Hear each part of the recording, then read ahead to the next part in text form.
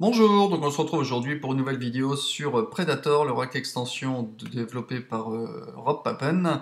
Et aujourd'hui il sera question de la partie arpégiateur. Alors Predator, il nous présente ici en fait un arpégiateur qui est très puissant, qui offre de nombreuses possibilités, mais aussi il va pouvoir nous servir de séquenceur. On va pouvoir utiliser des modes d'arpège, du note par note, mais aussi un mode accord. On va pouvoir produire des motifs rythmiques, ce qu'on appelle des patterns, en utilisant plusieurs fonctionnalités. Ici, avec les lignes on-off, les tie, slide, tune, vel et free. Donc pour activer déjà l'arpégiateur, il faut aller ici dans le play mode et sélectionner arpégiateur. Si vous n'y êtes pas, il n'y aura pas d'arpège. Ici, arpégiateur en route.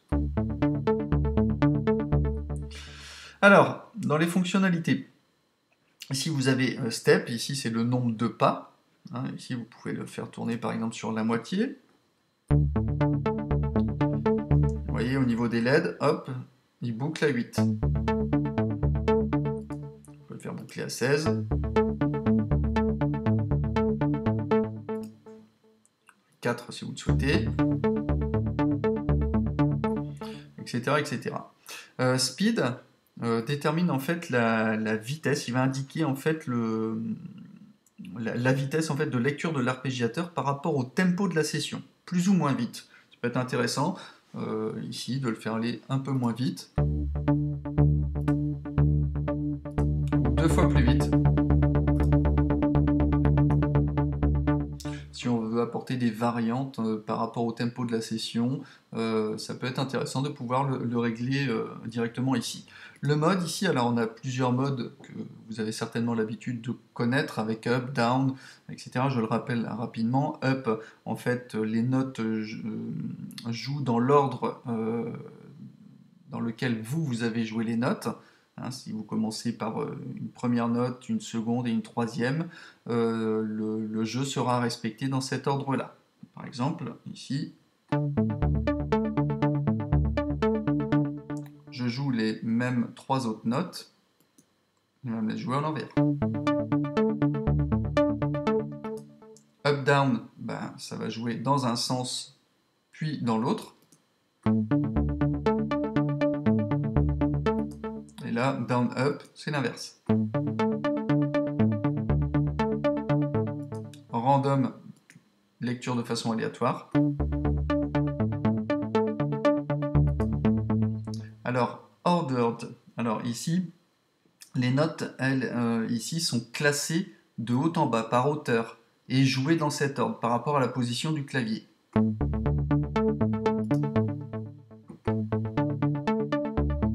Là, c'est priorité à hauteur de note de clavier. Reverse ordered, c'est l'inverse, dans l'ordre inverse.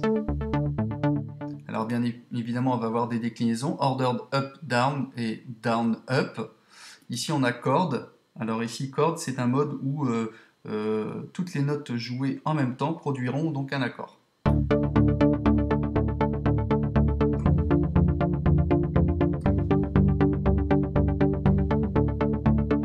Donc ça, c'est assez intéressant. Et après, vous avez ici le mode. Alors ce mode-là, en fait, l'arpégiateur ici va être utilisé comme modulation dans la section free mode ici.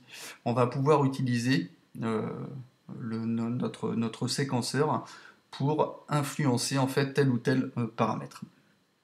Après vous avez, donc je vais revenir en mode normal, après vous avez octave.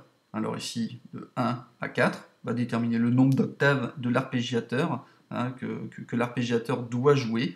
Si par exemple on a l'octave à 2, eh ben, il va jouer les premières notes sur l'octave que vous avez joué et les autres seront l'octave plus haut.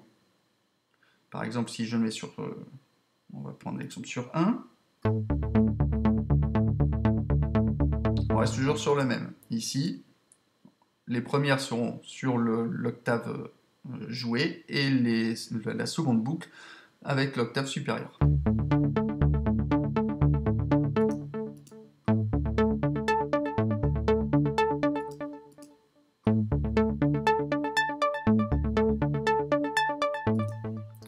etc. Après, ici, vous avez le Tile Mode. Alors ça, c'est un mode un petit peu compliqué à expliquer. Je vais essayer de faire simple et surtout vous le démontrer par des exemples. En gros, le Tile Mode, alors c'est un mode de liaison. Hein. Il permet de créer en fait un lien avec, par exemple, le slide, le tune, les éléments en fait ci-dessus par rapport à des pas. Si il est sur Off, on va, en gros, en quelque sorte, on ne va pas tenir compte des réglages individuels qu'il pourrait y avoir par rapport au pas, hein, que ce soit sur Slide, Velocity, sur Free, sur Tune, quand les boutons taille sont activés. Si le taille mode est sur On, ces réglages seront pris en compte individuellement quand le taille est activé. Bon, vous n'avez rien compris, je vais vous donner un exemple, ça va être plus simple. Bon, alors on va ici prendre un module réinitialisé. Ça, on va partir proprement. On est square.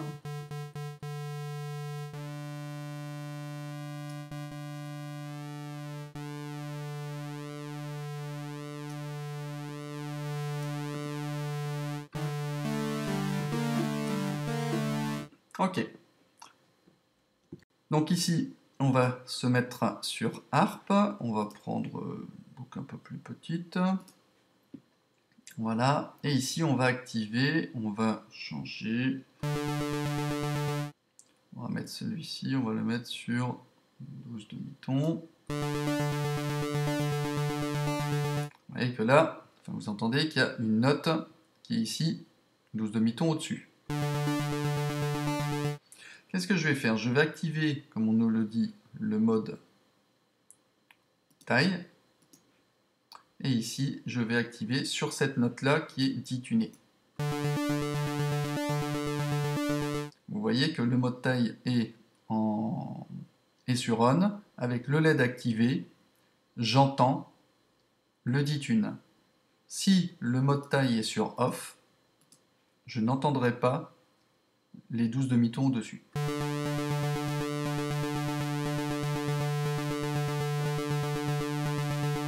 J'ai le mode liaison, j'ai la liaison, mais je n'ai pas le mode tune. Si je veux qu'il soit pris en compte individuellement au niveau du pas numéro 4, les réglages spécifiés, il faut que le LED taille soit allumé et que je sois sur on. Donc s'il est sur off, je ne l'entendrai pas. Par contre, si je désactive le taille, donc quand il est désactivé, effectivement, on entendra les 12 demi-tons au-dessus au niveau du pas numéro 4. Voilà, bon, bah, j'espère que cette explication aura été un petit peu plus claire plutôt que sur la théorie. Alors ensuite, on a le sync mode ici. Alors le synchronisation, en fait, l'arpégiateur va se synchroniser au tempo de la session. Le latch mode ici, c'est le mode loqué. C'est quand vous l'activez, en fait, plus besoin de maintenir votre note jouée à la main, elle sera maintenue toute seule. Là je joue, je lâche, ça s'arrête. Je mets le latch mode en route, j'appuie sur une note, elle est maintenue. Et je clique pour désactiver bien évidemment la tenue des notes. Ici le step length, en fait donc c'est la longueur des pas, il détermine en fait le temps entre chaque note. Plus la valeur est grande, plus les notes seront liées. On va donner un exemple réel.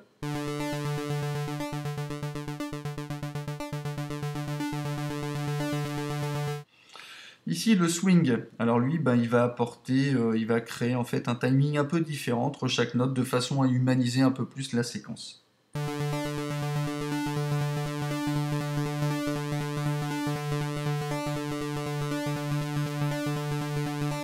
Après c'est à vous de trouver le dosage qui vous convient. Slide, lui va définir en fait le temps pris par les notes pour glisser l'une vers l'autre. En fait, il faudra bien évidemment que les LED soient activés hein, pour qu'on puisse entendre cet effet. Par exemple, on va activer celui-ci, celui-ci, je ne sais pas ce que ça va faire, on essaye.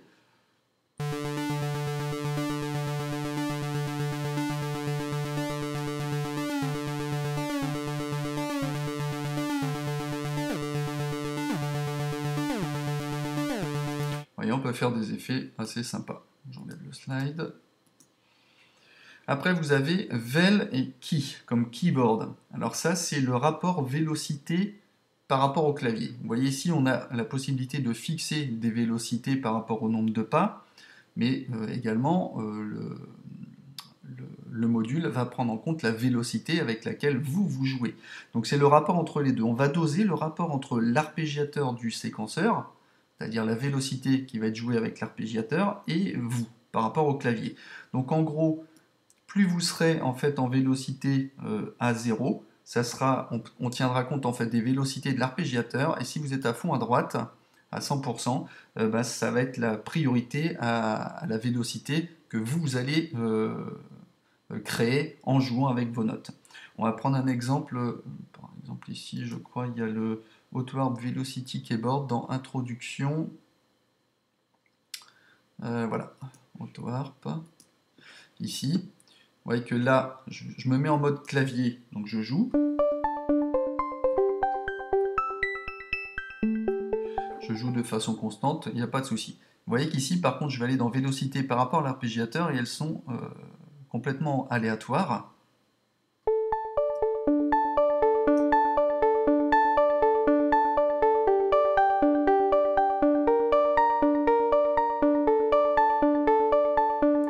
Et que voilà, c'est priorité aux vélocités de l'arpégiateur. Ensuite, on a le séquenceur donc, à pattern, donc on va voir un petit peu plus en détail la chose. Donc, comme je disais, ce type d'arpégiateur, en fait, il permet, en plus de l'arpégiateur, d'avoir un mode de séquenceur, comme on peut l'avoir avec le Tor, synthétiseur Tor, donc avec un séquenceur donc 16 pas. Chaque pas peut avoir ses propres réglages individuels, comme on a commencé déjà à le voir. Donc notamment ici sur On, ça veut dire qu'on déclenche les notes. Quand elles sont allumées, elles sont jouées. Quand elles sont éteintes, elles ne sont pas jouées. On va revenir à notre réglage initial. Notre patch d'avant. Voilà, ici je peux enlever quelques notes.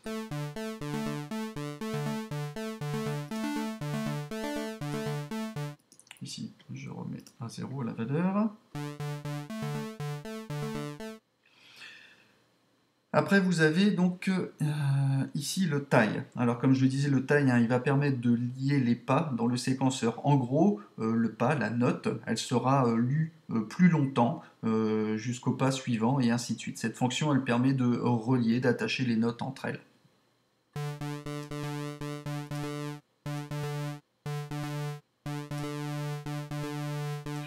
Par exemple sur une séquence de 4, vous voyez la différence. Là, il me lit les deux notes, et là, si je mets les 4, normalement, ça devrait faire qu'une seule note.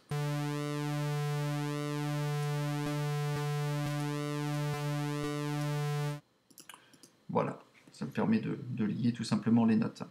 Alors attention, pour que cette fonction fonctionne, il faut bien évidemment que ici le step length soit activé, qu'il ait une valeur importante, et que, comme on l'a vu, que le taille ici soit sur on ou sur off, vous voyez qu'il y aura une incidence, comme on a pu le voir avant, sur la lecture de la séquence. Donc faites attention, si ça ne correspond pas à ce que vous voulez, faites attention que le taille soit sur on ou sur off en fonction de ce que vous souhaitez affecter. Donc le slide, il va permettre de faire glisser la note vers la suivante quand le LED est coché. Par exemple ici on va en cocher 2. Le bouton slide, en fait, il va permettre de déterminer la vitesse de glissement entre les notes. Par exemple ici. Vous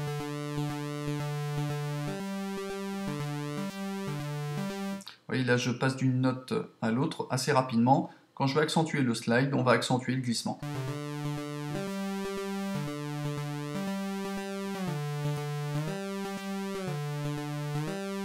Voilà, tout simplement. Donc un slide classique. Tune, comme on a pu le voir tout à l'heure, on va pouvoir fixer et décaler en fait la note de plus ou moins 36 demi-tons. Alors attention encore une fois, si on utilise le taille en mode on, tune ne fonctionnera pas quand le taille est activé, d'accord ? Après, on a vel, alors pour vélocité. On peut fixer la vélocité pour chaque pas, utiliser le bouton vélocité keyboard, comme on l'a vu tout à l'heure, pour orienter la vélocité par rapport à votre jeu ou aux valeurs fixées par le séquenceur. Et ensuite, vous avez Free. Alors Free, lui, va permettre de contrôler, comme le module Tor le fait également, d'autres propriétés de Predator, comme par exemple des panoramiques, ou en utilisant, on va utiliser l'arpégiator pour affecter des contrôles, modifier des paramètres comme on le souhaite. On va prendre ici un exemple. Je vais prendre un autre son peut-être pour changer. Pas celui-ci. Voilà, très bien. On va partir sur un step de 8, une boucle comme ceci. Et on va affecter des valeurs montantes et descendantes. C'est-à-dire là, je pars à fond à gauche, là je monte un peu, là je suis comme ceci, on avance un petit peu, on est là, voilà, et ici on est à fond. Voilà, donc on va donner un mouvement comme si on tournait un bouton de gauche à droite. Alors ici, je vais sélectionner Harp Free, c'est-à-dire en fait cette partie-là, c'est-à-dire ce contrôle ici. Alors on va le mettre sur, ouais, je suis bien sur 8 pas, ok. Et je vais aller affecter, par exemple, je sais pas, la fréquence de coupure. Voir ce que ça donne. Donc sur un mount à fond. Voilà, c'est comme si je faisais ça. Hop, j'avançais, j'avançais. Je vais prendre la même affectation pour gérer, par exemple, je sais pas, le panoramique. Panning, c'est où ça? C'est ici. Hop, voilà. Vous voyez, donc on a l'effet également gauche-droite. Alors, encore une fois, les affectations, les réglages free assignés au pas ne fonctionneront pas si le tie est activé avec le mode sur on. Justement, on va prendre des exemples, ça peut être assez sympa, notamment pour faire des effets complémentaires. Là, je ne sais pas, on va voir ce que ça donne.